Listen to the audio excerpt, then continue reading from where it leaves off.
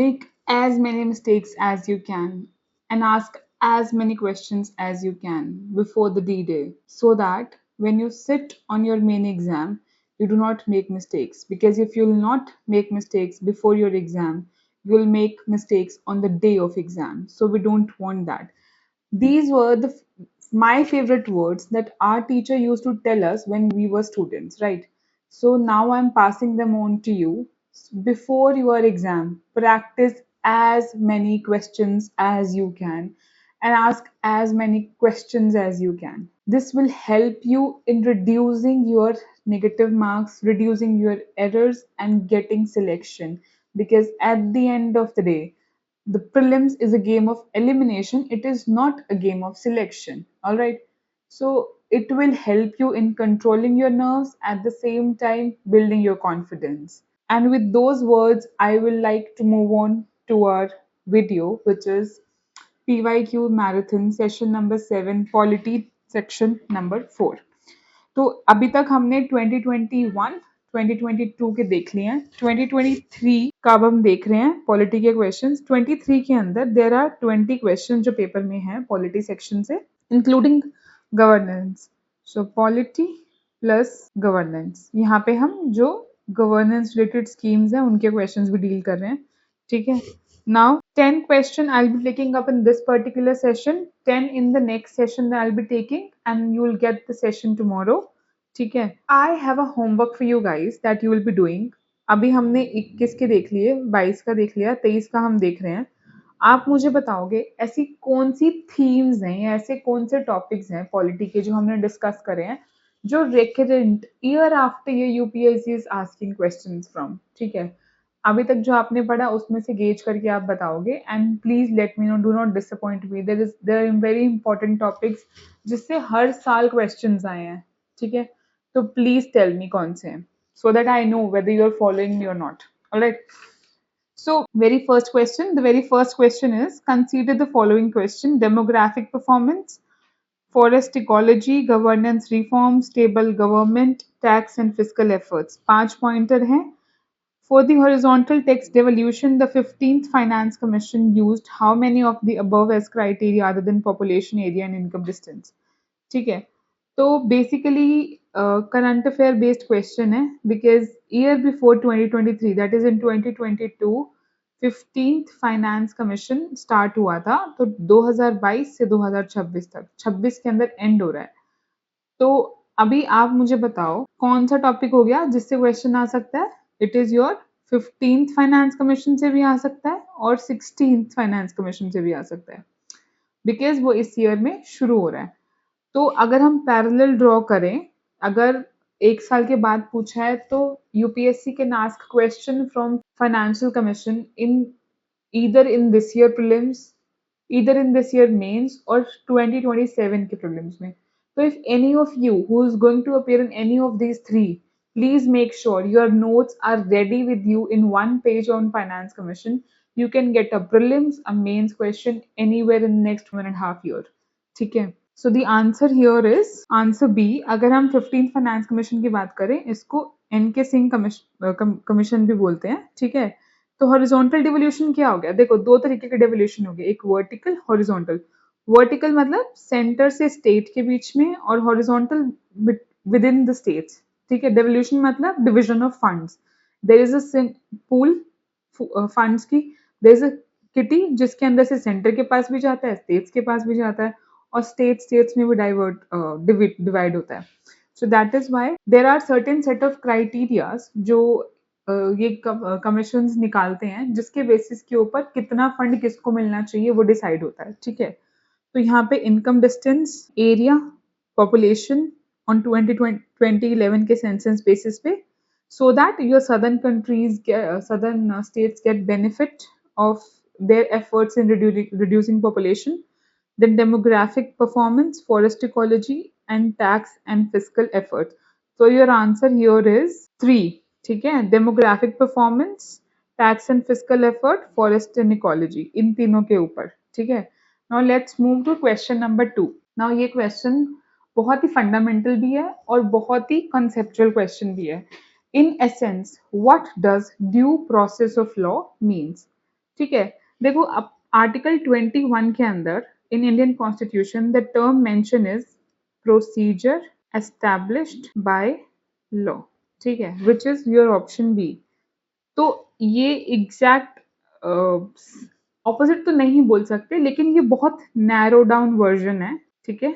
तो that is why this is wrong. Basically what is try to intend is, कोई भी अगर law है तो you how do you check whether the law is constitutional or non-constitutional? So the words mentioned in constitution are procedure established by law. That means अगर कोई भी lawful authority ने एक law बना दिया है तो वो ठीक है, ठीक है। जैसे कॉन्स्टिट्यूशन में बहुत सारी जगह parliament has power to curate some laws, ठीक है।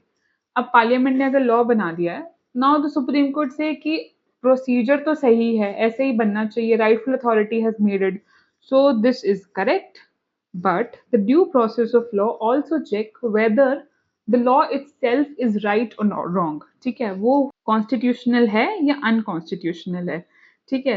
तो that is what it means by the due process of law, ठीक है। अगर हम इसकी बात सुने तो fair application of law and equality before law, तो डी तो नहीं हो सकता, बचा कौन सा, ए और सी, और इन दोनों में ही कंफ्यूजन थी, बहुत सारे जो कीज भी आई थी तो इन दोनों में ही कंफ्यूजन थी। तो fair application of law is just by definition meaning हो गई ड्यू प्रोसेस ऑफ लॉ की, and that too also a narrow definition हो गई फेयर एप्लीकेशन ऑफ लॉ, ठीक है। लेकिन जो प्रिंसिपल ऑफ नेचुरल जस्टिस है, it is a wider ambit, ठीक है। तो बेसिकली अगर आप ड्यू प्रोसेस ऑफ लॉ को फॉलो कर रहे हो तो you are abiding the principle of natural justice. That is why the right answer here is A and not the fair application of law, because it is just कि आपने fairness से apply कर दिया, it's a very small single ambit of that, so it's not very holistic and broad perspective. ऐसे questions में जहां पे you have to always pick कि इनमें से बेटर ऑफ आंसर कौन सा है, नॉट नेसेसरली। अगर यहाँ पे पीएनजे नहीं होता, कुछ और होता, तो शायद सी भी करेक्ट होता, लेकिन क्योंकि पीएनजे है और वो एक ब्रॉडर पर्सपेक्टिव को लेके आ रहा है, तो आंसर क्या हो गया, ए हो गया, ठीक है। तो इन चीजों का प्लीज आप ध्यान रखो whenever you are attempting. Then comes your question number 3 says, in India, prisons are managed by state government with their own rules and regulation for day-to-day administration of prisons. Acha, before we proceed now, every question I have segregated it into easy, medium difficulty level and difficult level. ठीक है? तो in every subject, not just in polity, you have to definitely go for easy question. वो तो mark करने ही करने हैं, उनको आप नहीं छोड़ सकते, ठीक है, बिकॉज वो सब करेंगे तो वहां पे तो करना है। Then comes medium difficulty, difficult level. अब जो बहुत डिफिकल्ट और हार्ड लेवल है, अगर आपने उसके बारे में शॉर्ट शॉर्ट नहीं पढ़ा है ना, तो उसको आपको अटेम्प्ट नहीं करना होता, छोड़ना होता है। और जो आपके difficult level, medium difficulty level के क्वेश्चंस हैं, you have to make sure that you get maximum of them correct, because वो थोड़ी सी एप्लीकेशन से सही होने के चांसेस हो जाते हैं। वहां पे क्या काम करेगा, वहां पे आपकी प्रैक्टिस काम करेगी, आपकी रिविजन काम करेगी, ठीक है। Easy questions can be doable by all, difficult question can not be doable by majority of people, right? And the medium difficulty is where your game lies. वहां पे आप जितना करेक्ट करोगे उतने आपके सिलेक्शन के चांसेस ज्यादा हो जाएंगे, ठीक है। तो इसीलिए उन क्वेश्चंस के लिए आपको बहुत सारी प्रैक्टिस लगेगी, क्वेश्चन प्रैक्टिस भी आनी चाहिए, प्लस रिविजन भी होना है, डिटेल रिविजन, ठीक है, in depth revision. And revision का सिंपली मीनिंग ये नहीं है कि बुक उठाई, पढ़ी, बंद कर दी, रिवाइज हो गया, no. Revision means you have to ensure whatever you are reading you are remembering it also, ठीक है। तो वो एक इम्पॉर्टेंट पार्ट है। आप क्या करो, कुछ भी आपने रिवाइज किया, you close your book, try to write each and every detail about that in a single page, कि कहाँ कहाँ से कौन कौन से पॉइंटर्स ऐसे हैं जो क्वेश्चंस में आ सकते हैं, प्रायोरिटाइज करो। पीवाई क्यू हेल्प करेगा आपको प्रायोरिटाइज करने में कि कौन सी अननेसेसरी डिटेल्स है जिनको छोड़ दो, कौन सी नेसेसरी डिटेल्स है उनको पढ़ लो, and then you make you write it down, then you will know कि आपको क्या याद रह रहा है और क्या नहीं याद रह रहा है। After doing it 2 to 3 times, this is for 27, 26 वालों के लिए 2 दिन का टाइम तो है ही नहीं अब, ठीक है। 27 वालों के लिए आपके पास 2-3 बार ये करने के बाद यू विल रियलाइज कि कुछ ऐसी चीजें हैं जो आप रेकरेंट भूल रहे हो। Now you make a note of it, उसको आप नोट्स बना लो, and those are the notes that you have to make sure that you are revising 1 week before the exam at least, if not 1 day or 2 day before, ठीक है। तो वो चीज आप ध्यान रखो. This is how you make notes also. ठीक है. Statement 2 here is in India, prisons are governed by Prisons Act 1894, which expressly kept the subject of prisons in control of provincial government. Now, here, both the statements are correct. Prison reforms India के अंदर state subject के अंदर आता है, seven schedule के अंदर state list में आता है. ठीक है.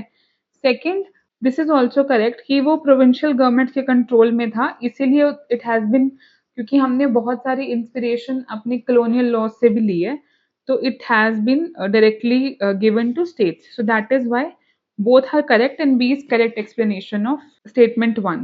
So answer is A. Now question number 4 is which one of the following statement best reflects the chief purpose of constitution of a country? ठीक है. It determines the objective of making necessary laws. It enables creation of political offices and a government. It defines limits. It defines and limits the power of government. It secures social justice, social equality, and social security. You know what? This question is nothing.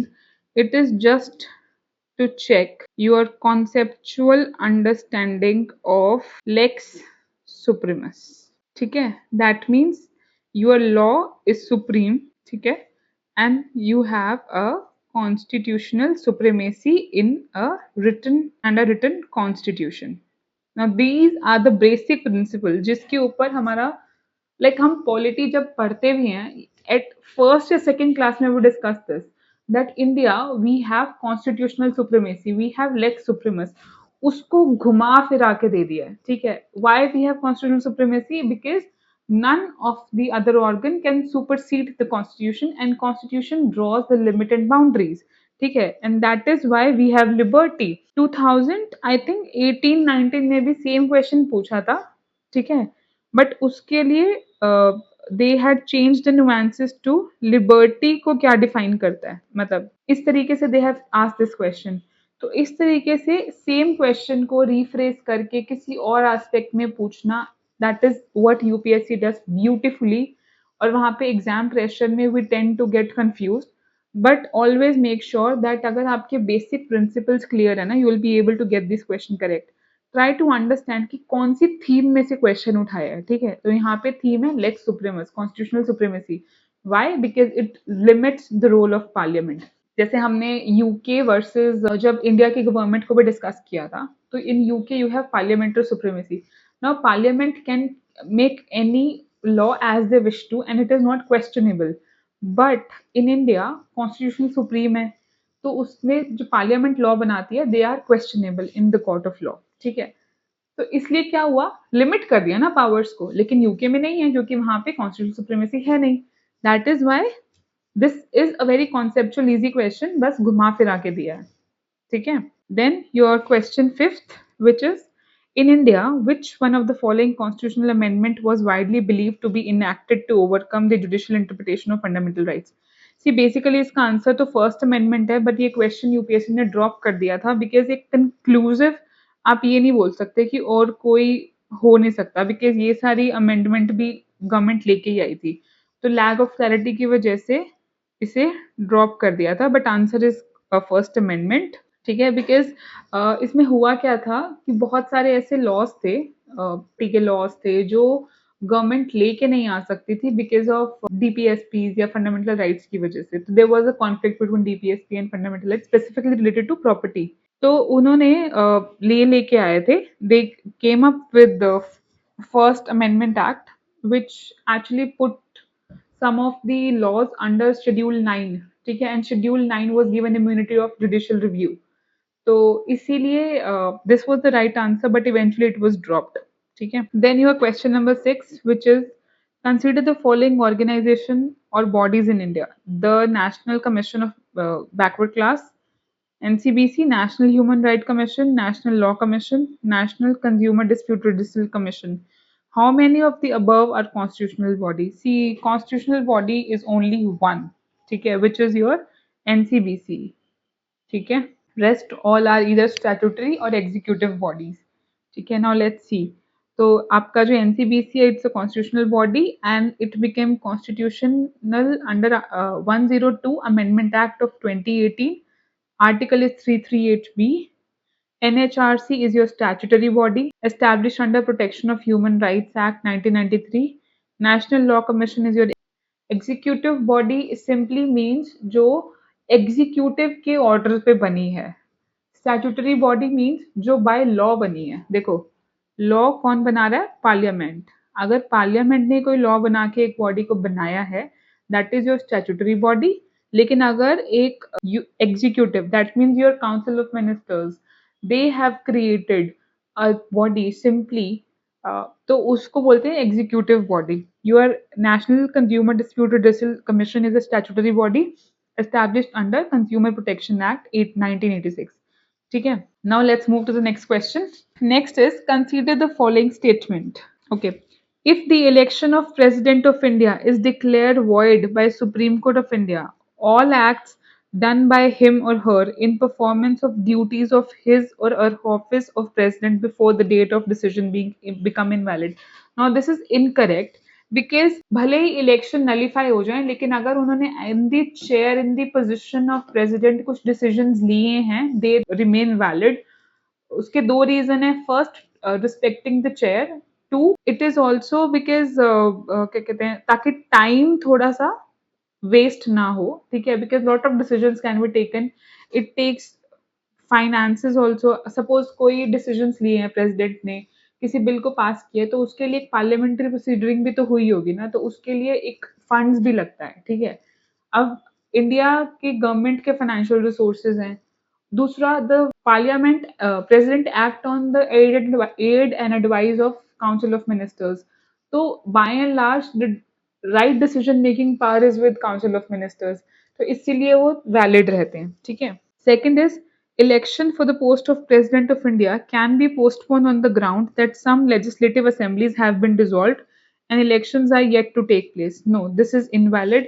It is mandatory that within a certain time period elections are to take place. When a bill is presented to President of India, the Constitution prescribes time limits within which he has to declare his or her assent. ठीक है?